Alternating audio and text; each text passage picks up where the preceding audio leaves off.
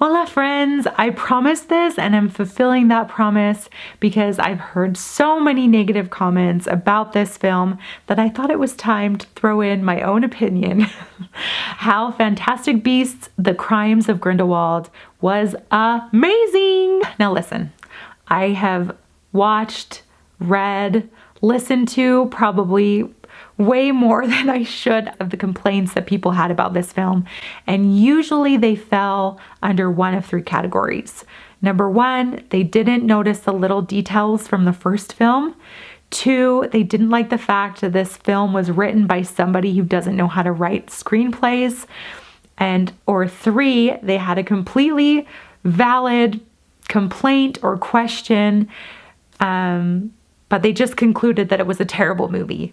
The first thing that I want to be clear on is that when I watched The Crimes of Grindelwald in theaters, I really was asking what just happened through a lot of the film.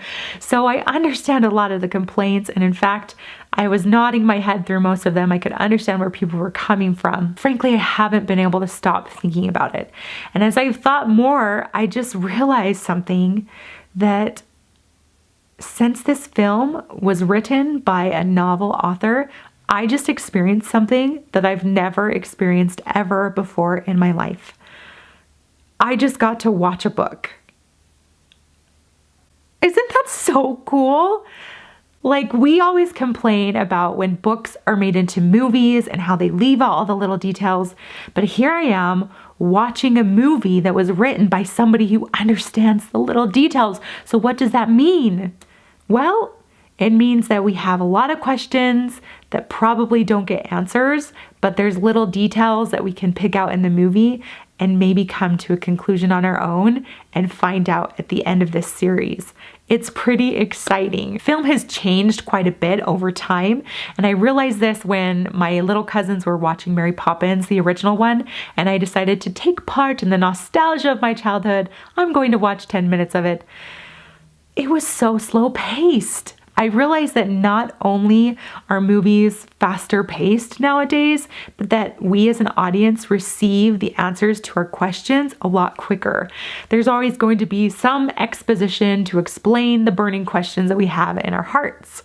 Well, what happens when you have a novel that has no novel, right? I feel like we don't get the answers to our burning questions right away. So a lot of people just concluded, it's a terrible film, it's so bad, instead of asking, why did she do that? What does she want us to learn? I think that that's where theories come from, is answering those burning questions that we have in our hearts about what just went down in this. And it's fun. I think it's meant to be fun. So the first film left a lot of clues about the second film, like the little wisp of obscurus that floated away, or my personal favorite, Jacob sees Queenie, reaches for the place where he got bit, and then smiles. Oh my goodness. That was so cute. So well done.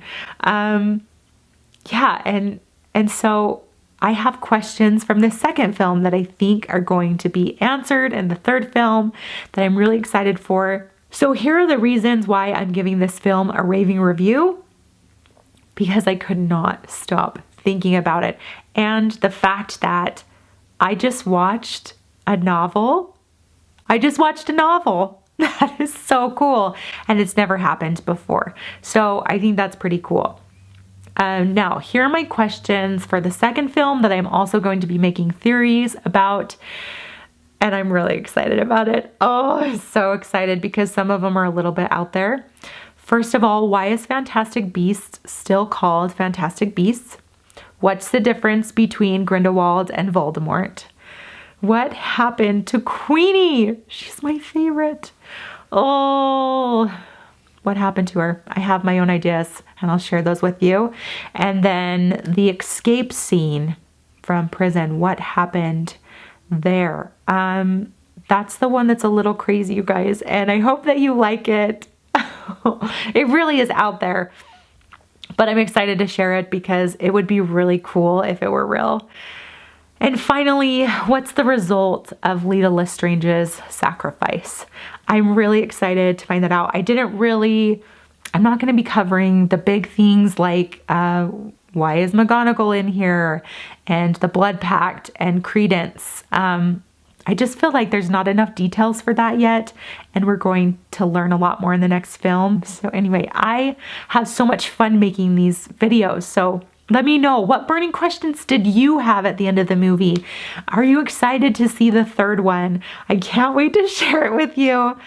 I'm really geeking out right now because I just love these films, and I know that they got so many bad reviews. I'm excited.